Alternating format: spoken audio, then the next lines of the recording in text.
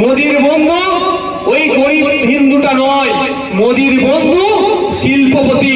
সেই শিল্পপতির লিস্টে রামও আছে, রহিমও আছে ভাই, এটা মাথায় রাখবেন।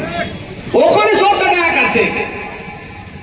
অনেক চিৎকার চাচামেচি করে উত্তরপ্রদেশে নাম বলবো না, সে আমি বললে অসুবিধা আছে, এখন সবটা নাম বলা যাবে না, বড় মল, বিশাল ইন্টারন্যাশনাল লেভেলের মল উত্তরপ্রদেশে তো খুললো। যোগী আদিত্যনাথ তো গিয়ে এক প্রকার উদ্বোধন করলো, মুসলিম মালিক তো, তাহলে এখানে করতে দিল ভাই?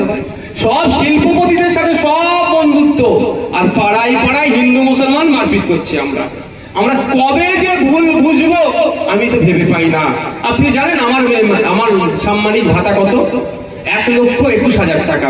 আমাদের রফিকার রহমান সাহেব ক টাকা পাই জানেন? 1,21,000 টাকা পাই। মমতা ব্যানার্জির মন্ত্রীরা ক টাকা পাই জানেন? 1.5 লাখ টাকা। তাহলে ওরা 1.5 লাখ পাবে, নওশাদ সিদ্দিকী 1,21,000 পাবে, রফিকার রহমান সাহেব 1,21,000 পাবে, আর আপনারা মারপিট করবেন? লজ্জা করে না আপনাদের? লজ্জা করে না?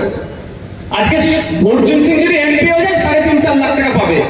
ও 3.5-4 লাখ টাকা পাওয়ার জন্য যারা দীর্ঘদিন ধরে টাকা ভাইপোর সম্পর্ক, কিছু অসুবিধা হলে টাকা তার রক্ত দিয়ে জীবন দিয়ে তোমাকে বাঁচানোর জন্য ছুটে আসে, তার সাথে তুমি শত্রুতা করছো। ও নওশাদ সিদ্দিকী এমপি হবে বলে যার সাথে তুমি এতদিন ধরে তোমার বিপদে ও হিন্দু মুসলমান দেখে নিয়ে লাভ পেয়ে এসে বসে লড়াই, তার সাথে তুমি সম্পর্ক নষ্ট করছো। লজ্জা লাগছে না আপনাদের?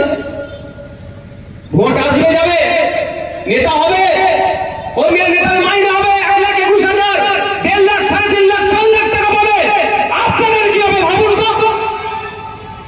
বোধহয় পঞ্চায়েত গঠনকে কেন্দ্র করে কজন মারা গিয়েছিল বোধহয় তো, নাকি ভাই ওটা? হ্যাঁ, অঞ্চল নাম বলো। হ্যাঁ, কজন মারা গিয়েছিল?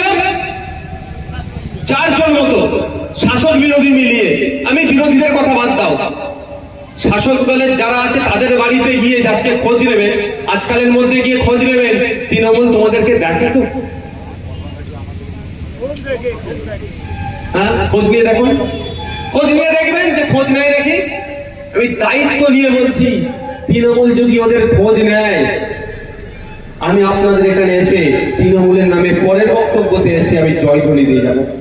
আমি এতটা চ্যালেঞ্জ করে বলছি, খোঁজ নেবে একদিন খোঁজ নাই। কবে জানেন? যেদিনকে খুন করেছিল